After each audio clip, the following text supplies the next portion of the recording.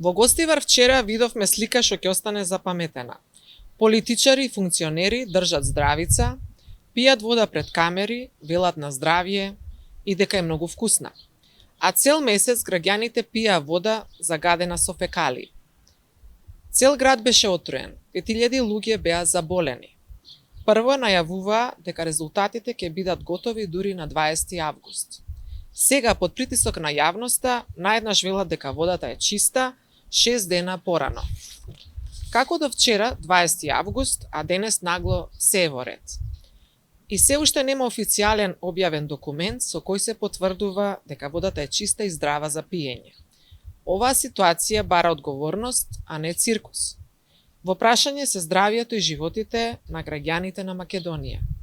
5 недели граѓаните се изнаслуша различни контрадикторни информации од сите надлежни, од Мицкоски, Клековски, Ангелов. Прво водата беше прогласена безбедна за употреба како техничка, потоа рекоа дека има бактерии. Пред прогласувањето на епидемијата, исто така водата беше прогласена за исправна. А никогаш немаше ниту еден извештај, анализа, резултат.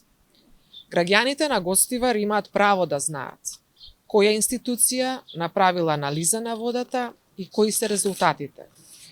Кој го потпишал извештајот и кој со својот потпис гарантира дека водата е безбедна. За здравјето на луѓето мора да има стручна анализа, документ, потпис и одговорност.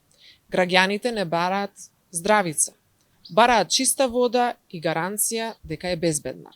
Бидете сериозни барем еднаш. Објавете го документот.